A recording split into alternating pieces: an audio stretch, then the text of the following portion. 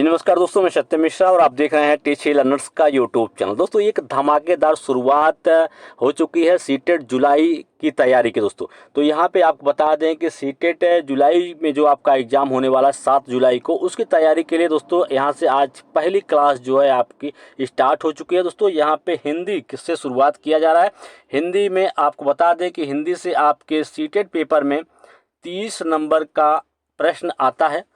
30 number का PRT में होता है और 30 नंबर के आपके 6 to 8 के लिए होता है। ठीक है, तो यहाँ पे दोस्तों सभी के लिए महत्वपूर्ण हो सकता है। अगर आप इस क्लास को लेंगे तो आपके जो 60 नंबर हैं दोस्तों, उसमें से आप अच्छा खासा नंबर जो है उसको गेन कर सकते हैं। क्योंकि यहाँ पे बता दें आपको कि हिंदी में 2 पार्ट, एक आपका होता है पैडागोजी और दूसरा जो हिस्सा होता है वो होता है गद्य एवं पद्य से। ठीक है, तो गद्यांश एवं पद्यांश से भी आपके पेपर में प्रश्न पूछे जाते हैं। 15 नंबर का पेडोलॉजी होता है, 15 नंबर के गद्य और पद्य होते हैं। तो गद्य और पद्य में दोस्तों आपको बता दें कि लगभग प्रश्न होते हैं आपके व्याकरण से, तो व्याकरण इसके लिए महत्वपूर्ण है। लेकिन आपके यहाँ पे दोस्तों जो अभी क्लास चलाई जा रही है, इससे आपकी 15 नंबर की जो तैयारी है पीआरटी के लिए और 15 नंबर की जो तैयारी दोस्तों आपकी 6 to 8 के लिए, दोनों की तैयारी यहाँ पे होगी। तो यहाँ पे दोस्तों आज पहला क्लास है हिंदी शिक्षण का और इसमें कुछ क्वेश्चंस हैं और उन क्वेश्चन से रिलेटेड जो महत्वपूर्ण पॉइंट्स हैं उनकी भी चर्चा इसमें करेंगे। तो सबसे पहले यहाँ पे दोस्तों हम चलते हैं। सबसे पहला प्रश्न है जो इसका, यहाँ पे पहला प्रश्न है कि भाषा शिक्षण के सिद्धांत।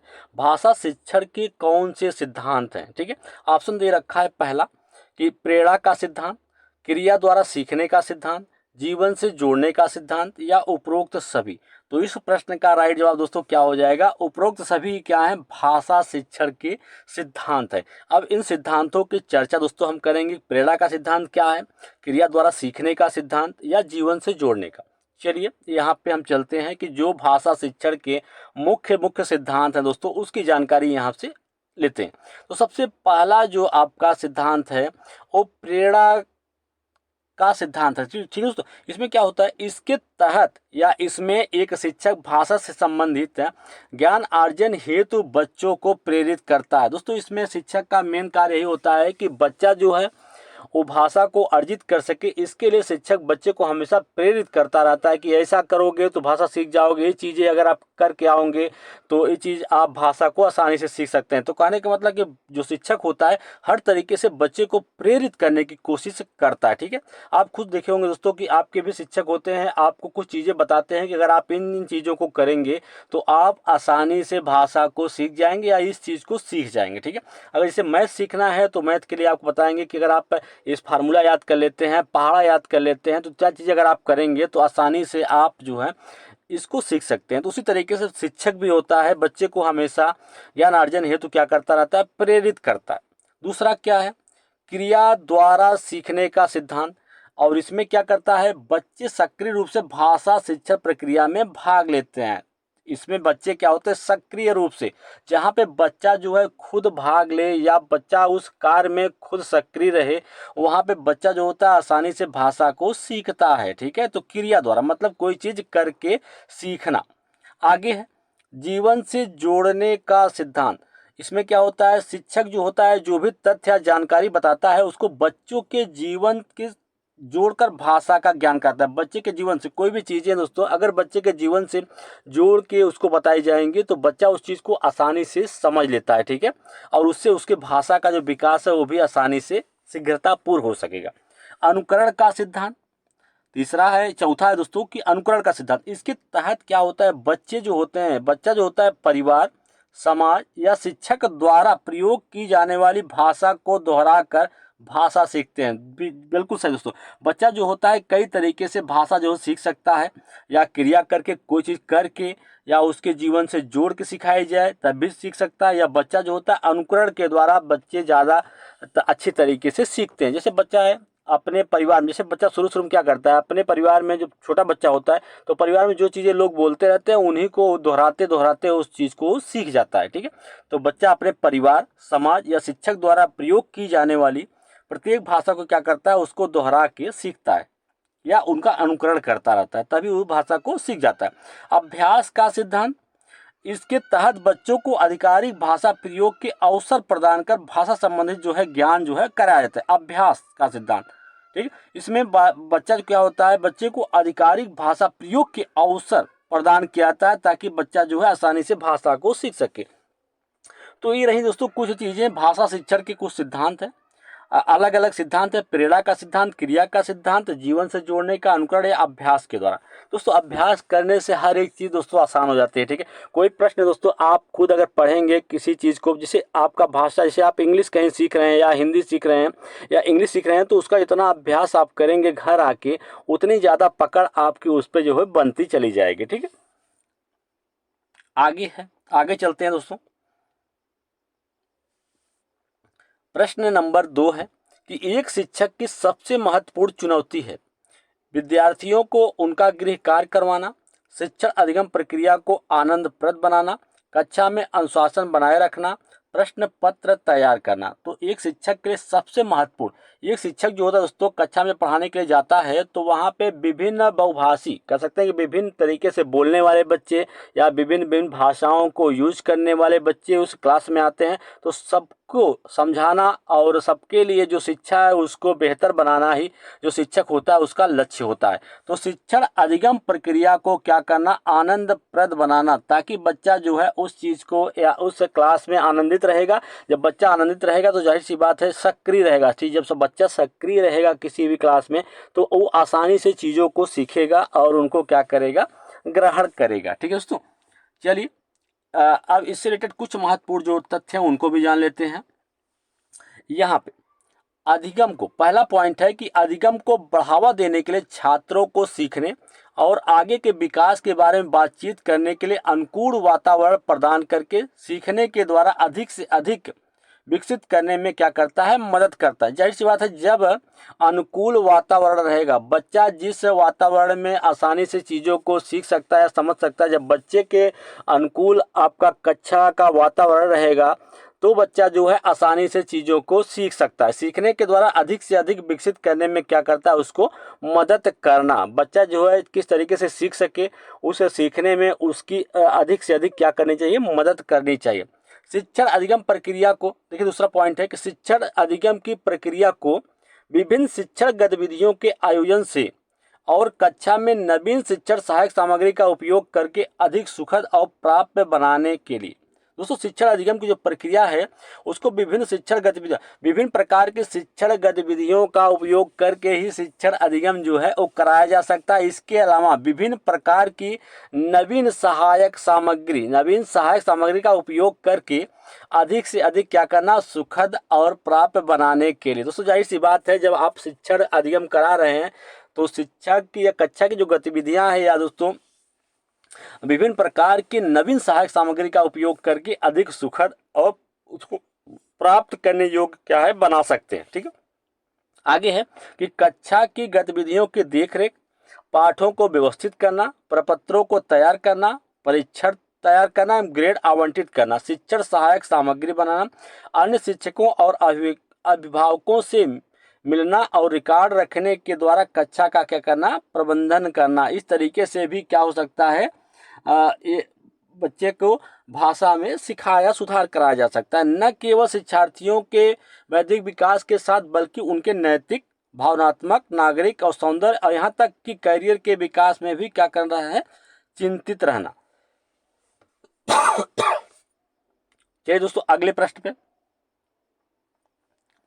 प्रश्न संख्या नेक्स्ट है, प्राथमिक स्तर पर भाषा शिक्षण का उद्देश्य नहीं है पूर्व अर्जित कौशलों का उत्तरोत्तर विकास करना, मुख्य विचार को ढूंढने के लिए पढ़ना, विषय सामग्री के माध्यम से नए शब्दों के अर्थ जानना, व्याकरण की परिभाषाओं को कंठस्थ करना। तो प्राथमिक स्तर भाषा शिक्षण का उद्देश्य इसमें से कौन सा नहीं है? यही उद्देश्य नहीं है कि व्याकरण की परिभाषाओं को क्या करना, कंठस्थ करना। यही प्राथमिक स्तर पर शिक्षण का उद्देश्य नहीं है, ठीक है दोस्तों। आगे है कि प्राथमिक स्तर पर शिक्षण के मुख्य उद्देश्य कौन से। देखिए दोस्तों वो तो शिक्षण का उद्देश्य नहीं, लेकिन प्राथमिक स्तर पे भाषा शिक्षण के मुख्य उद्देश्य कौन से हैं इसको भी जान लेते हैं। कि बच्चों के मुख्य विचार को ढूंढने के लिए पढ़ सकें, बच्चे शब्दों का प्रभावशाली प्रयोग जो है कर सके, बच्चे लिखी या छपी सामग्री को पढ़ और समझ सके, बच्चे पूर्व अर्जित कौशलों का उत्तरोत्तर विकास कर सके, बच्चों में संप्रेषण कुशलता का विकास हो सके। ये सभी क्या दोस्तों प्राथमिक स्तर पर भाषा शिक्षण के उपदेश हैं कि बच्चों के मुख्य विचार को ढूंढने के लिए पढ़ सकें, बच्चे शब्दों का प्रभावशाली जो है प्रयोग कर सकें। जब भी बच्चों की भाषा की जरूरत पड़े या कहीं पे उनको अवसर मिले तो अपने भाषा का प्रत्येक संदर्भ में या प्रत्येक स्थितियों में भाषा का प्रभावशाली जो यूज है उसको कर सकें। बच्चे लिखी या छपी गई सामग्री को पढ़ सकें और उसका क्या है निहितार्थ या उसका अर्थ जो है उसको समझ सकें। बच्चे पूर्व अर्जित कौशलों का उत्तरोत्तर विकास कर सकें।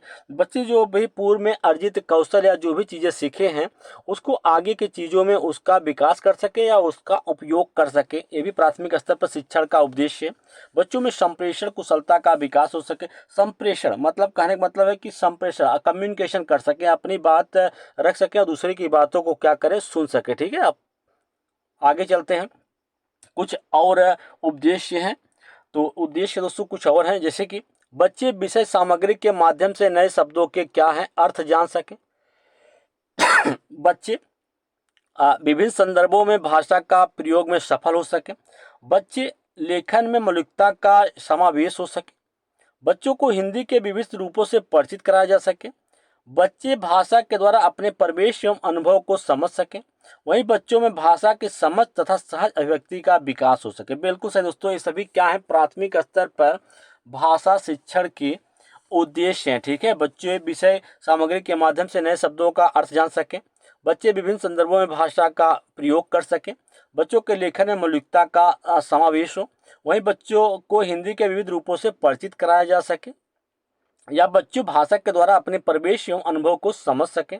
वहीं बच्चों में भाषा की समझ और सहज अभिव्यक्ति मतलब आसानी से या सहज अभिव्यक्ति, जिसमें बच्चा है कि किसी प्रकार का झिझक न महसूस करे, वो आसानी से या सहज रूप से अपने आप को अभिव्यक्त कर सके या अपनी बातों को कह सके। इस प्रकार ये सभी क्या दोस्तों भाषा शिक्षण के उद्देश्य है प्राथमिक स्तर पे। ठीक है दोस्तों, चलिए आगे चलते हैं। अगला यहाँ पे प्रश्न है कि भाषा शिक्षण के संदर्भ में कौन सा कथन सही नहीं है। प्रिंट समृद्ध परिवेश भाषा अर्जित करने में सहायक होता है। भाषा शिक्षण में केवल वर्तनी की शुद्धता पर ही अधिक बल दिया जाता है। भाषा के अर्जन और भाषा के अधिगम में अंतर होता है। भाषा सीखने में अन्य विषयों का अध्ययन अध्यापन सहायक होता है। तो भाषा शिक्षण के संबंध में कौन सा कथन जो है वो सही नहीं है। तो दोस्तों भाषा शिक्षण में आपको बता दें कि प्रिंट समृद्ध भाषा अर्जित करने में एक प्रकार से सहायक होता है। भाषा अर्जित करना मतलब बच्चा जो होता है जिस माहौल में रहता है या जहाँ पे जैसा पर्यावरण होता है उस तरीके की भाषा जो है अर्जित कर लेता है। जैसे कोई बच्चा अपने इंडिया में पैदा होता है तो यहाँ जो उसका माहौल होता है या उत्तर प्रदेश में कहीं भी पैदा होगा तो वहाँ के जो आसपास की भाषा होती है उसी तरीके से बोलने लगता है। यार बच्चा जो है विदेश में पैदा हुआ तो वहाँ की बोली या भाषा जो है जो उसके पास की होती है उसको क्या कर लेता है अर्जित कर लेता है। अर्जित करना एक प्रकार से सहज होता है। ठीक है, भाषा शिक्षण में केवल वर्तनी की शुद्धता पे अधिक बल दिया जाता है, बिल्कुल गलत है दोस्तों। ठीक है, भाषा की अर्जन और भाषा अधिगम में अंतर होता है, बिल्कुल सही। भाषा सीखने में अन्य विषयों का अध्ययन अध्यापन जो हो क्या होता है सहायक होता है, बिल्कुल सही। इस प्रश्न का जो राइट जवाब है कि इसमें से कौन सा कथन सही नहीं है, तो इसका जो राइट जवाब है ऑप्शन नंबर सेकंड जो है वो सही नहीं है। ठीक है, अब आगे चलते हैं दोस्तों। अब इससे महत्वपूर्ण जो पॉइंट है उनको समझ लेते हैं कि प्रिंट समृद्ध परिवेश क्या होता है। जैसे आपको यहाँ पे आया ना प्रश्न में कि प्रिंट समृद्ध परिवेश जो होता है भाषा अर्जित करने में सहायक होता है। तो प्रिंट समृद्ध परिवेश होता क्या है, तो प्रिंट समृद्ध परिवेश भाषा अर्जित करने में सहायक होता है। प्रिंट समृद्ध में आपको बता दें कि परिवेश में किताबें, पोस्टर, लेबल जैसे लिखित शब्दों से भरा हुआ शिक्षार्थियों को भाषा से परिचित कराता है, पढ़ने लिखने के कौशल और शब्दावली को बढ़ावा देता है। जाहिर सी बात है दोस्तों, प्रिंट समृद्ध परिवेश जैसा परिवेश माहौल होना चाहिए। जिस क्लास में बच्चा पढ़ रहा हो उसके दीवारों पे अगर हिंदी की कक्षा है तो हिंदी से रिलेटेड शब्द उस दीवारों पे लिखे हों, या उस लाइब्रेरी हो दोस्तों अच्छी सी, ठीक है, जिसमें बढ़िया बढ़िया किताबें हों या पोस्टर लगा हो, तो वो क्या करते हैं लिखित शब्दों से भरा हो जो कि बच्चे को एक अच्छा माहौल या कह सकते हैं कि प्रवेश प्राप्त करता है, जहाँ पे बच्चा उन सब चीज़ों को आसानी से क्या कर लेता है अर्जित कर लेता है। पढ़ने लिखने के कौशल और शब्दावली को क्या करता है, बढ़ावा। जाहिर सी बात है, ज़्यादा से ज़्यादा किताबें अगर पढ़ेंगे तो उससे पढ़ने और लिखने जो है या शब्दावली को बढ़ावा देता है। बिल्कुल सही। आगे है, भाषा अर्जन और भाषा अधिगम में अंतर होता है। अर्जन एक प्राकृतिक अवचेतन प्रक्रिया। दोस्तों कभी कभी पूछ लेता है कि भाषा एक क्या है, अवचेतन प्रक्रिया है या अचेतन प्रक्रिया है। तो दोस्तों आपको बताना चाहूँगा कि भाषा क्या है, एक अर्जन। भाषा में अर्जन एक प्राकृतिक और अवचेतन प्रक्रिया। जैसे बच्चे अपनी मातृभाषा, जैसे बच्चा जो है अपनी मातृभाषा सीखता है, वो क्या है, एक अर्जन है। वहीं अधिगम क्या है, औपचारिक निर्देश और भाषा नियमों के अध्ययन को संदर्भित करता है। जिसमें दोस्तों जो अधिगम होता है उसमें भाषा के जो है नियम सीखे जाते हैं, व्याकरण सीखा जाता है, तरीके होते हैं, इत्यादि चीज़ें सीखी जाते हैं। लेकिन अर्जन के लिए किसी प्रकार के व्याकरण या नियम जो है वो नहीं सीखे जाते हैं। वहीं अधिगम के लिए नियम सीखा जाता है, ठीक है, उसके लिए व्याकरण सीखे जाते हैं, इत्यादि चीज़ों का ग्रहण करना पड़ता, तब आप जाके उस चीज़ का, भाषा का अधिगम कर पाते हैं। वहीं क्या है कि भाषा सीखने में अन्य विषयों का अध्यापन होता है। बिल्कुल सही कि भाषा सीखने में अन्य विधियों का क्या होता है, अन्य विषयों का अध्ययन एवं अध्यापन सहायक होता है। भाषा सभी विषयों का अभिन्न अंग है। बिल्कुल जैसे दोस्तों कोई भी चीज़ आप पढ़ेंगे उसमें भाषा की जरूरत पड़ेगी, ठीक है। कोई भी सब्जेक्ट आप पढ़ेंगे तो बिना आपके भाषा के ज्ञान का आप किसी चीज़ को नहीं पढ़ सकते। विभिन्न विषयों को पढ़ाने से छात्रों को शब्दावली और भाषाई संरचनाओं का पता चलता है, जिससे उनकी भाषा जो दक्षता है उसमें क्या होती है, वृद्धि होती है। भाषा उनकी दक्षता जो है वो क्या होती है, बढ़ती है। चलिए आगे चलते हैं। प्रश्न संख्या नेक्स्ट पे कहा गया है कि कौन सा उपागम शिक्षार्थियों में संप्रेषणात्मक दक्षता उत्पन्न करता है। संरचनात्मक उपागम, रचनावाद उपागम, संप्रेषणात्मक उपगम या कौशल आधारित उपगम। तो इसमें से कौन सा उपगम शिक्षार्थियों में संप्रेषणात्मक दक्षता को उत्पन्न करता है। तो इस प्रश्न का राइट दोस्तों क्या हो जाएगा, या संप्रेषणात्मक जो उपगम है यही सबसे राइट जवाब है इसका। अब इसमें दोस्तों कुछ चीजें हैं उसको आप जान लीजिए। चलिए यहाँ पे संप्रेषणी उपागम क्या होता है। संप्रेषणी उपागम भाषा शिक्षण की एक क्या होती है, विधि होती है, जो शिक्षार्थियों को वास्तविक संप्रेषण में प्रभावशाली ढंग से शामिल करता है। बिल्कुल सही कि संप्रेषणी उपागम क्या होता है, एक भाषा शिक्षण की एक महत्वपूर्ण विधि होती है जो शिक्षार्थियों को वास्तविक संप्रेषण में प्रभावशाली ढंग से क्या करती है, उनको सम्मिलित करती है। यह शिक्षार्थी केंद्रित उपागम है जो शिक्षार्थी को प्राकृतिक वातावरण में भाषा सीखने में क्या करती है, मदद करती है। यह लेखन कौशल और संचार के व्याकरण संबंधित पहलुओं पर जोर देने के बजाय सीखने के लिए वास्तविक संचार के महत्व पर क्या करती है, प्रकाश डालता है। भाषाई क्षमता से तात्पर्य है कि किसी व्यक्ति की लक्ष्य भाषा का ज्ञान रखने और उसी उपयोग को समझने की क्षमता में है। आगे चलते हैं दोस्तों यहाँ पे कि भाषा की कक्षा में कहानियाँ, भाषा की कक्षा में जो कहानियाँ कभी कभी सुनाई देती हैं, कहानियाँ बताई जाती हैं, उसका क्या महत्व है। मनोरंजन का एक साधन है, पाठ पुस्तक का एक पाठ है, या विभिन्न प्रकार की भाषाई संरचनाएं और चिंतन विकास की संभावनाएं लिए होती हैं। भाषा कौशल के विकास का एक क्या होता है, एक मात्र संसाधन है या साधन है। तो भाषा की कक्षा में जो किस्से या कहानियां सुनाई जाती हैं वो विभिन्न प्रकार की भाषाई संरचनाएं और चिंतन विकास की संभावनाएं लिए होती हैं। तो कहानियां सुनने से बच्चे की जो कल्पना शक्ति होती है उसका विकास होता है, और तर्क करने की जो क्षमता होती है उसका भी विकास होता है, ठीक है। वो विभिन्न प्रकार से चीजों को सोच सकता है, ठीक है। आगे चलते हैं दोस्तों। अब देखिए भाषा की कक्षा में कहानियां निम्न प्रकार से भाषाई संरचनाओं और चिंतन का विकास करती हैं। पहला पॉइंट है कि कहानी शिक्षण अधिगम प्रक्रिया का प्रभावी उपकरण है जो शिक्षार्थियों के पठन विकल्पों को क्या करता है, व्यापक बनाता है। दूसरा है भाषा की कक्षा में कहानी सुनाने का मुख्य उद्देश्य होता है कि बच्चों की कल्पना शक्ति का विकास करना। बिल्कुल सही दोस्तों, जब बच्चे कहानी सुनते हैं तो उसी प्रकार से कल्पना करते हैं, जो भी उसमें पात्र होते हैं उससे अपने खुद की क्या करते हैं, अपने खुद को उसके स्थान पर रख कर दोस्तों सोचते हैं, विभिन्न प्रकार के दोस्तों बच्चे जो है कल्पना करता है, तो उससे उसकी कल्पना शक्ति का विकास होगा। जब कल्पना शक्ति उसकी विकसित होगी तो जाहिर सी बात है दोस्तों, वो विभिन्न तरीके से उस चीज़ों को सोच सकेगा। शिक्षार्थियों को एक प्रासंगिक शिक्षा वातावरण प्रदान करती है। यह दुनिया की प्रकृति की कल्पना और अन्वेषण करने की क्षमता को बढ़ावा देता है। यह उन्हें अपने स्वयं के अनुभवों के आधार पर अर्थ का निर्माण करने में सक्षम बनाता है। आगे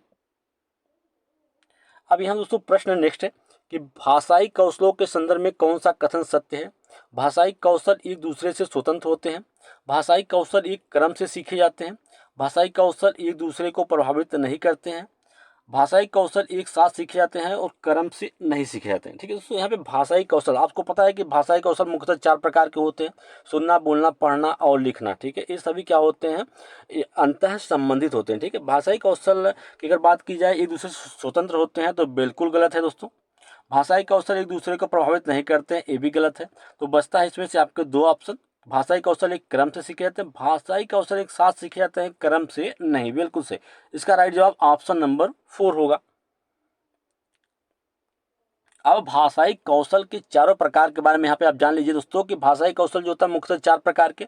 सुनना, पहला मतलब होता है श्रवण कौशल बोलते हैं। सुनकर अर्थ ग्रहण करने का कौशल क्या कहलाता है, श्रवण कौशल कहलाता है। जैसे हम कोई चीज़ सुन रहे हैं और उसका जो है अर्थ ग्रहण कर रहे हैं दोस्तों, तो क्या कहलाता है, आपका श्रवण कौशल कहलाता है। ठीक है, यहाँ पे वाचन कौशल, भाव और विचारों के अभिव्यक्ति का वाचन कौशल कहलाता है। जहाँ अपनी चीज़ों को या कोई भी भाव या विचार जो है उसको हम अभिव्यक्ति करते हैं, मतलब उसको प्रेजेंट करते हैं, तो क्या कहलाता है, आपका वाचन कौशल कहलाता है। वहीं पठन कौशल, पढ़कर अर्थ ग्रहण करने के कौशल को पठन कौशल कहता है। जब हम कोई चीज़ पढ़ रहे हैं दोस्तों, उसका हम अर्थ समझ रहे हैं, तो क्या कहलाता है, आपका पठन कौशल कहलाता है। लेखन कौशल, विचारों को लिखित रूप से देना अर्थात लिखने संबंधित कौशल क्या कहलाता है, लेखन कौशल कहलाता है। तो भाषा के 4 कौशल होते हैं, सुनना, बोलना, पढ़ना और लिखना। वाचन कौशल को ही बोलना बोलते हैं। ठीक है, आगे मानव अपने विचारों का आदान प्रदान सुनकर, बोलकर, पढ़कर या लिख कर करता है। जो भी व्यक्ति होता है, चाहे बच्चा हो चाहे कोई भी हो, अपने किसी भी विचार को या अपनी बातों को बताने के लिए या रखने के लिए वो क्या करता है, आदान प्रदान करने के लिए या सुनकर, बोलकर, पढ़कर और लिख कर करता है। भाषा से संबंधित इन चारों प्रक्रियाओं को प्रयोग करने की क्षमता ही भाषा कौशल कहलाती है। ठीक, अगर हम भाषा कौशल कहने का मतलब अगर हम चीज़ों को सीख रहे हैं और हम अपनी बात को कह रहे हैं या बोल रहे हैं या पढ़ रहे हैं या लिख पा रहे हैं, तो यही चारों कौशल ही क्या कहलाते हैं, आपके भाषा कौशल कहा जाता है। यहाँ सुनना और पढ़ना, विचारों को ग्रहण करने, देखिए दोस्तों, अगर हम किसी चीज़ को पढ़ रहे हैं या उसको सुन रहे हैं तो उससे हम क्या कर रहे हैं, किसी विचार को ग्रहण कर ले। वहीं बोलना और लिखना विचारों को अभिव्यक्त करने से संबंधित है। ठीक है, क्योंकि प्रश्न पूछ लेता है कि विचारों को ग्रहण करने से संबंधित क्या है, तो सुनना और पढ़ना जो है वो विचारों को ग्रहण करने से संबंधित है। वहीं अपने विचारों को अभिव्यक्ति करने का जो साधन है वो क्या है, बोलना और लिखना। ये चारों कौशल एक दूसरे से अंतः संबंधित होते हैं। दोस्तों कभी प्रश्न पूछ लेता है कि जो 4 विचार होते हैं क्या एक दूसरे से अंतः संबंधित होते हैं, तो बिल्कुल सही दोस्तों। जो भी 4 कौशल होते हैं, सुनना, बोलना, पढ़ना, लिखना, सभी क्या होते हैं, अंतः संबंधित होते हैं तथा मानव में भाषाई विकास को विस्तार देते हैं। चारों कौशल के विकास के लिए इन्हें एकीकृत रूप से पढ़ना अनिवार्य। आगे प्रश्न नेक्स्ट है कि भाषा शिक्षण की प्रत्यक्ष विधि में, भाषा शिक्षण की जो प्रत्यक्ष विधि होती है उसमें क्या होता है, मातृभाषा का निरर्थक हस्तक्षेप होता है, भाषा अर्जन की स्वाभाविक स्थिति का निर्माण होता है, अतिरिक्त शिक्षण सामग्री की कोई आवश्यकता नहीं होती है, भाषा की विविध संरचनाओं के लेखन हेतु अभ्यास पर बल दिया जाता है।